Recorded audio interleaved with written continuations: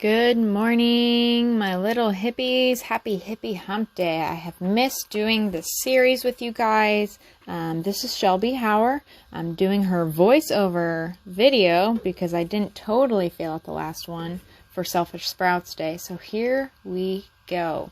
Today we are going to be talking about wild edibles, which might sound super exciting to some, a little daunting and scary for others. So what I did is just compile a handful of different ones that are pretty common to find and pretty simple. There's a lot of leniency as far as, what can be eaten from it, how to ID it, and the timing in which they can be harvested.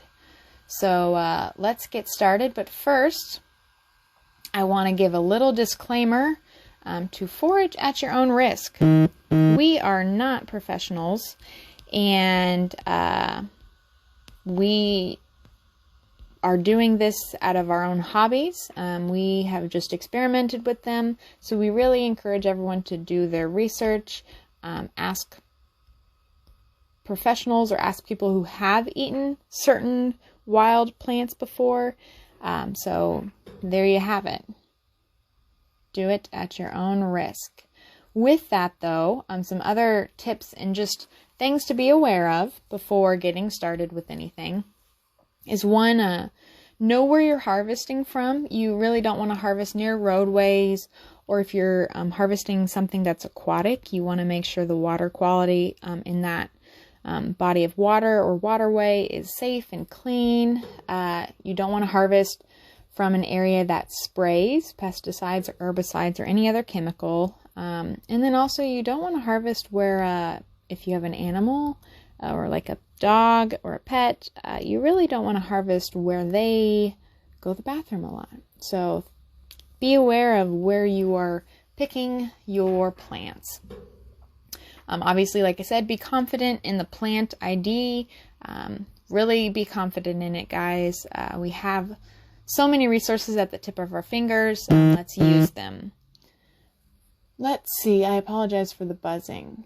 I'm just so popular. I think it's my mom. But number 3, know what parts of the plant are edible and when they are edible.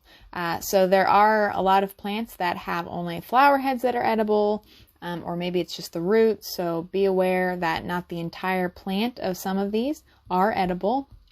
And then another thing is when they're edible. So a lot of times when they're young and immature plants, they are, and as they mature, they sequester more chemicals for the protection of their plants or their fruits. So be aware of when it is best to harvest. Get a plant guy. We all have a plant guy, and whether it's somebody online or somebody you trust, like I said earlier in the disclaimer, talk with somebody who has harvested this plant before, or fruit or whatever part of it is, and be confident in what you harvest. And then, of course, sustainably harvesting. You don't want to take every last drop of something. You need to leave some so it can come back the next year. Whether it's even just leaving the seeds behind or what. Just make sure when you are harvesting something, you're doing it in a way that it is capable of reproducing the next year. I think the most important one is do not trespass. Do not go onto somebody else's property without permission. Do not go into a forest where harvesting is illegal, like many nature preserves. And so just know where you're at. Be a good neighbor, good citizen, and don't trespass. And then lastly, try any of these things if you do in a small amount. Our bodies might be a little more sensitive to these new things, so just don't down a whole gallon of anything immediately, okay? All right, so let's get started with the first one. I try to put these in an order of chronological harvesting. So the first one of the year would be maple syrup. I'm a little biased. Used to work at Wesselman Woods, so I helped harvest the maple sap and make the maple syrup. And I actually do it now as a hobby. I have a maple tree in my front yard, and I was able to make my own maple syrup, which was awesome. So it is done in late winter, early spring, basically any time that, or it's that time of year where the weather is above 32 degrees during the day, but below that, below 32 degrees at night. They need that freeze thaw. And obviously the plant is maple trees. You can actually tap more than just a sugar maple. You can tap any of the maple trees, but the sugar maple has the highest sugar content, hence its name. And then it's harvest, boil, and enjoy. Obviously, there's a few more steps.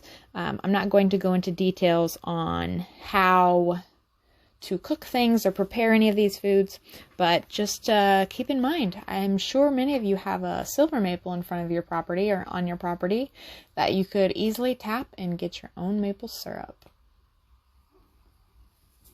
Next, we have wild onions. So those are kind of those tall, scraggly little things that come up in your yard, even probably before your grass starts greening up. And to make sure that it should smell garlicky or oniony. And you can dig it up all, or you can just cut off the tops like chives.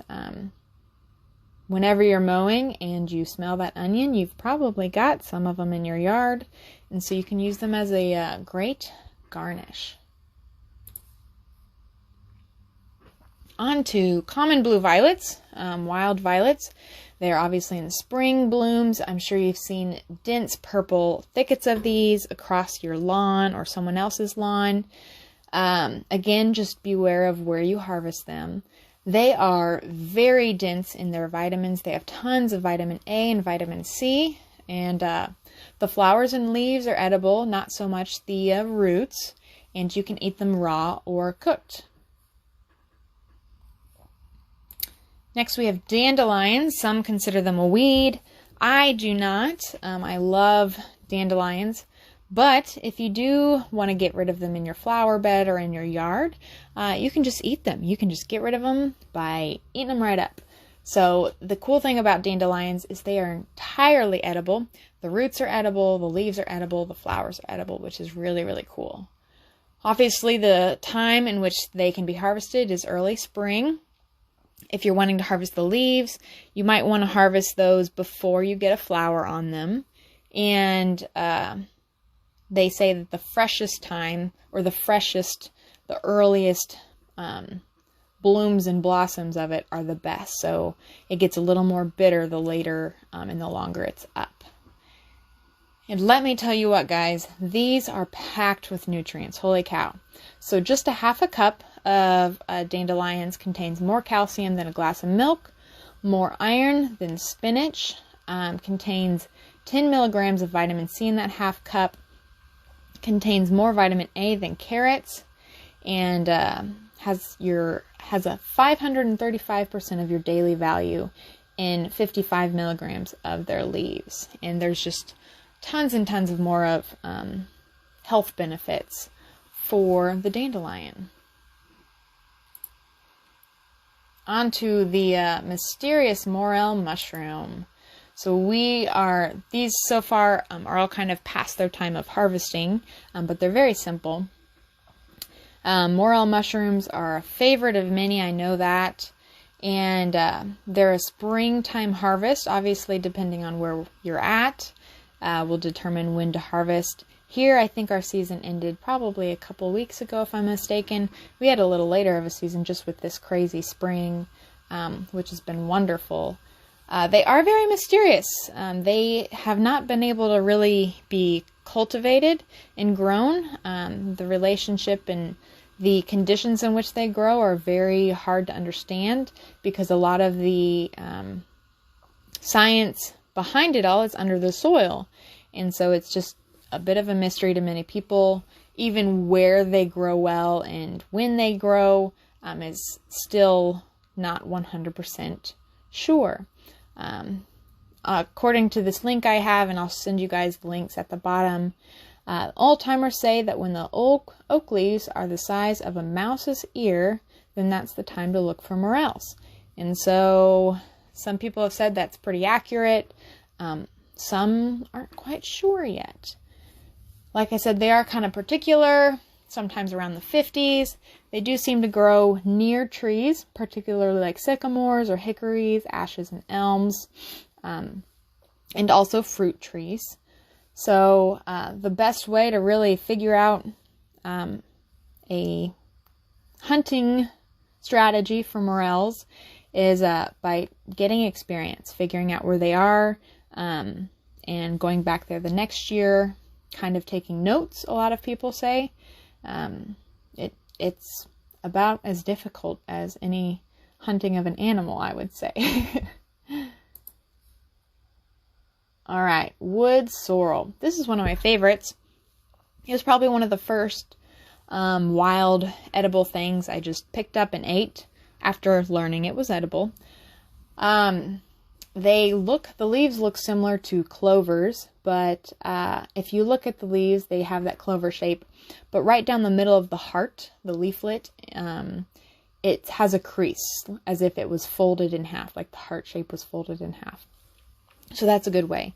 And they do have different flowers. So these are 5-petaled and yellow to white flowers.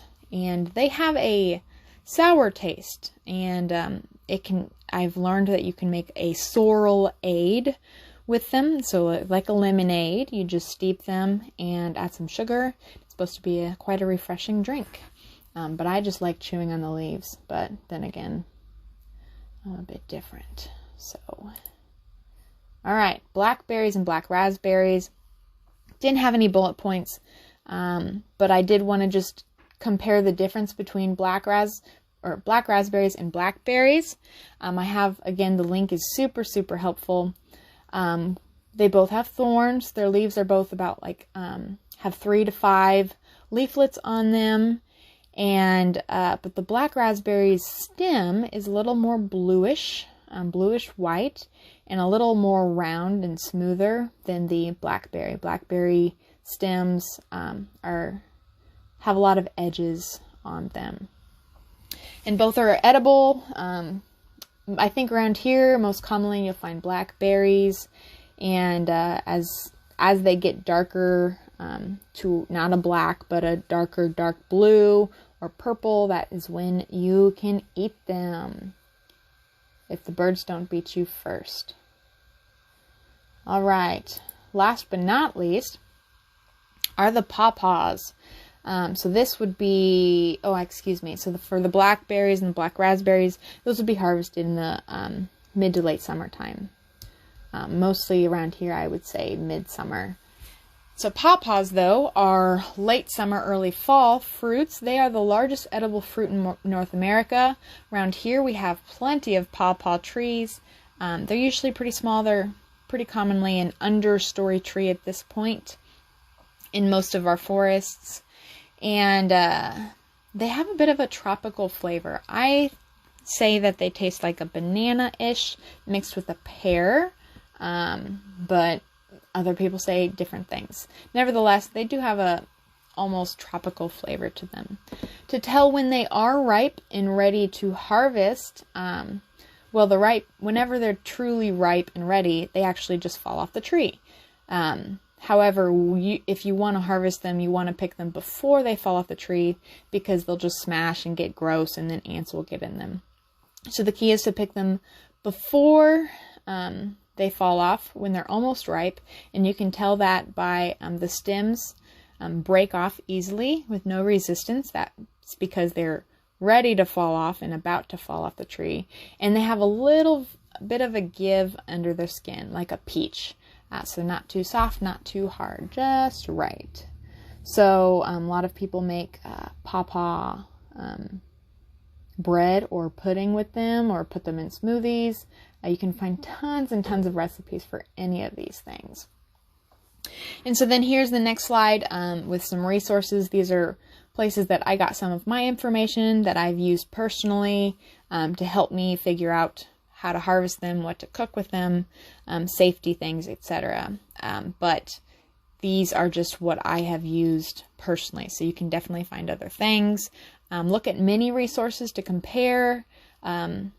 Oftentimes it's just people personally trying it out, which is why it's always good to have a plant guy, or find somebody that has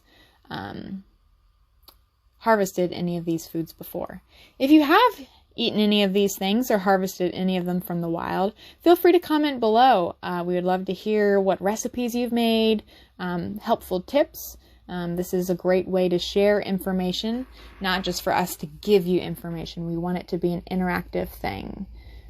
And so thank you guys so much for watching and listening. I hope you learned a little bit of something.